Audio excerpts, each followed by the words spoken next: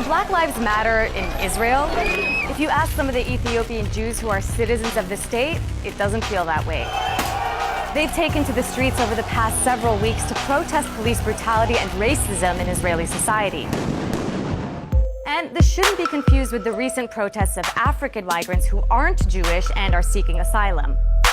But back to the Ethiopians. These waves of protests were ignited in April after a video went viral of police violently beating an Israeli soldier of Ethiopian descent. And as Israel-based journalist and filmmaker David Sheen told me, that struck a chord with many. Pretty much every single Ethiopian Jewish man in this country can speak to that experience. Either he's experienced it personally, or his brother, or his uncle, or his friends have been the victims of police brutality. So what should you know about the Ethiopian Jewish community in Israel? Today, at least 135,000 Ethiopian Jews live in the country, which is approximately 2% of the population. Many of them arrived after Israel airlifted them out during the years of the famine in the 1980s and 90s. Before that, thousands of Ethiopians tried to reach Israel by land, many dying on the journey. But today, despite the fact that these black Jews of Israel are citizens of the state, which entitles them to equal protection under Israeli law, and despite the fact that they serve in the Israeli army and speak fluent Hebrew, they have long been the victims of systemic discrimination. Just how bad is it? Obviously, being the darkest hued Jews in the country, they face color-based discrimination that's not unlike in the United States and other parts of the world. The Ethiopian community has not been allowed to access to housing all over the country. They were sent to certain communities and other communities refused them. They were sent to certain schools and other schools refused them.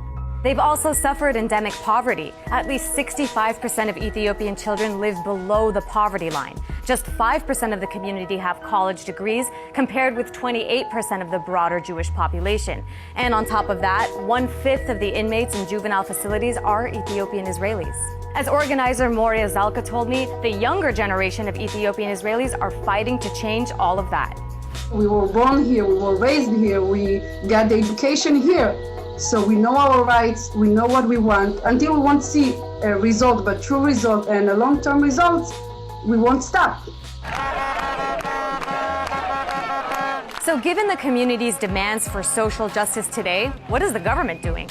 Well, Prime Minister Netanyahu met with the Ethiopian Israeli soldier who was beaten by police and told him,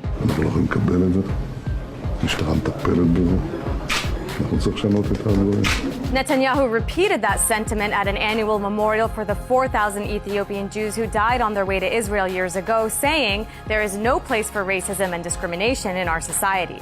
He's also set up a ministerial committee to eradicate racism. But is that enough? Many black Jews believe that change will only come with a change of consciousness among Israelis as a whole. And given how small the Ethiopian community is and the fact that it doesn't have a lot of political power, how optimistic should folks be that the government will once and for all address these long-standing concerns?